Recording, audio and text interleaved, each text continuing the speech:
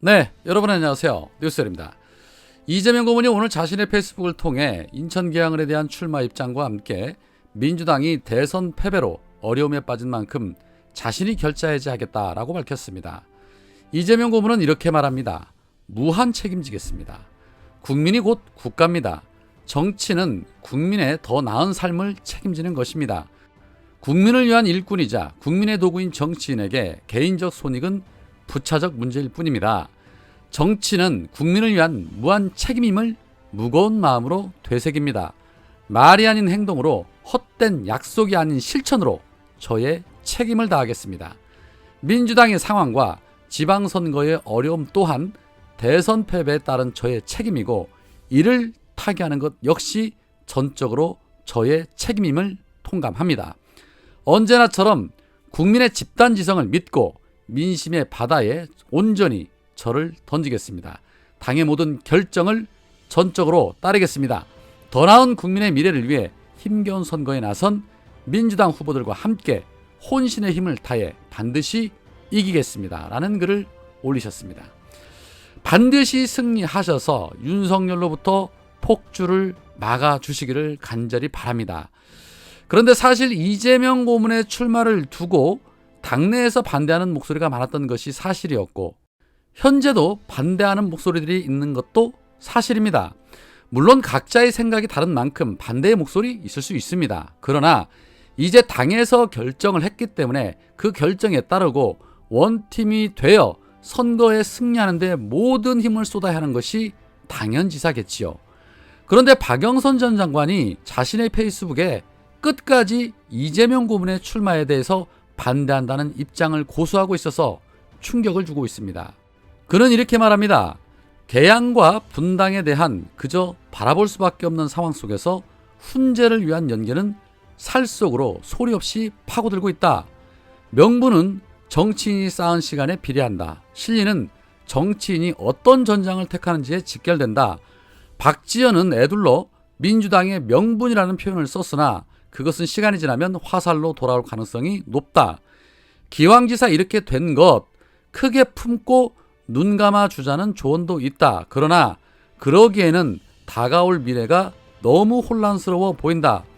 그래도 애당심이라는 것에 기대어 보지만 원칙과 공정이라는 가치 앞에 더 혼란스러워지는 마음이다. 침묵이 해결하지 못하는 묵직한 연기가 너무 호흡을 힘들게 한다. 공기는 분명 공적인 가치인데 공적인 가치를 너무 가벼이 보는 것은 아닌지 심히 우려가 된다. 어찌 보면 대한민국 각 분야 가운데 가장 고무줄 잣대를 지속하는 곳이 정치권이다. 특히 공천 시즌이 오면 더하다. 그 고질병은 반드시 혁신해야 하는 대한민국 미래다. 어제 정치권에 있었던 두 사건은 그러한 공천 시즌의 연장선에 있다는 명쾌하지 못함을 남겼다라며 은유적인 표현을 통해서 반대 입장을 내비쳤습니다. 굳이 이렇게까지 글을 통해서 기레기들에게 기사거리까지 제공하면서 적폐들에게 힘을 실어주려는 그 의도가 무엇인지를 모르겠습니다. 상대는 무지막지한 수사권의 칼을 들이대면서 죽기 살기로 덤비고 있는데 아직도 내부에서는 점잖게 명분 찾고 원칙과 공정을 찾고 있습니다.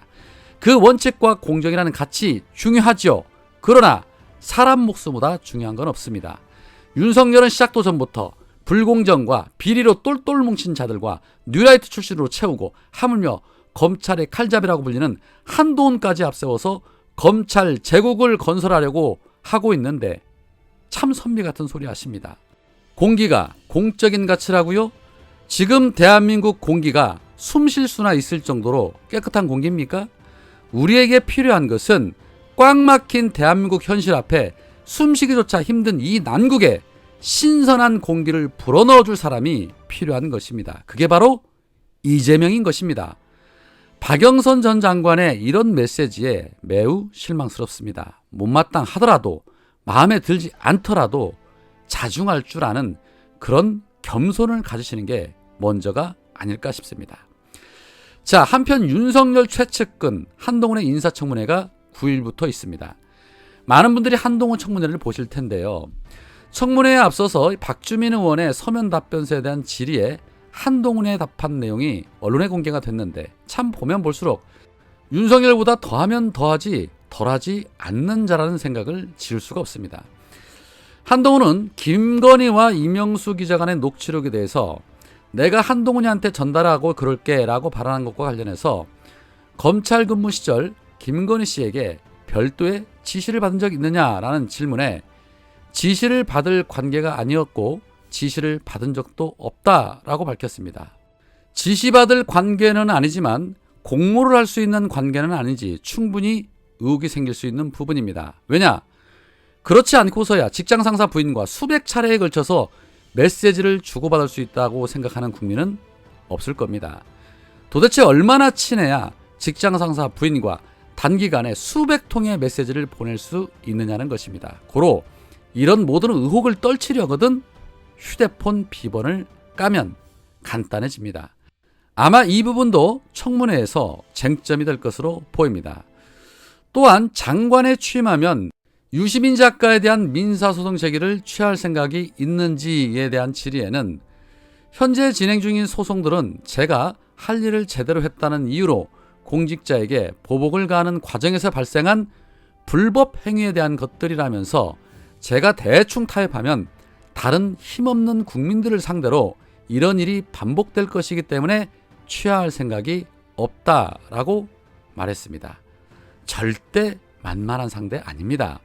또한 본인이 장관으로 취임하면 가장 먼저 할 일은 무엇이냐라고 묻자 검수완박을 위한 법률 개정 문제가 국민이 큰 피해를 입는다는 점에서 제일 시급히 추진해야 할 과제다라고 꼽았고 대검의 수사정보수집 부서를 폐지하면 부패, 경제범죄 등에 대한 검찰의 직접 수사 기능이 형해화될 우려가 있다면서 법무부 장관으로 취임한다면 대검 정보수집부서의 순기능을 살리면서 부작용을 방지할 수 있는 바람직한 조직 개편 제도 개선 방안을 신중히 검토하겠다라고 입을 털었습니다. 결국 대검의 수정관실을 부활시키고 민주당이 입법한 입법안에 반대하며 민주당과 전면전을 하겠다는 입장을 밝힌 것입니다. 윤석열이 왜 그렇게 한동훈에 대한 애착을 갖는지 짐작이 갑니다. 윤석열은 49수를 한 자입니다. 머리가 좋은 사람이 아니라는 소리죠. 이런저런 잔대가리 굴리면서 정적 계산을 할 줄 아는 그런 사람은 아니라는 겁니다. 그렇기 때문에 검사 때부터 자신을 보필해온 한동훈이 자신에게는 절실하게 필요한 것입니다.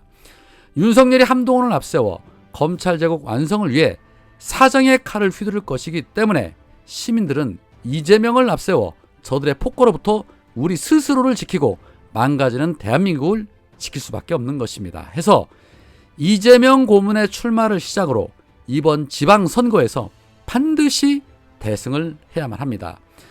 벌써부터 이번 찍은 것을 후회한다면서 손가락 자르고 싶다는 분들이 계시는데 더 늦기 전에 브레이크를 걸어야 할 것입니다. 오늘은 여기까지입니다. 고맙습니다.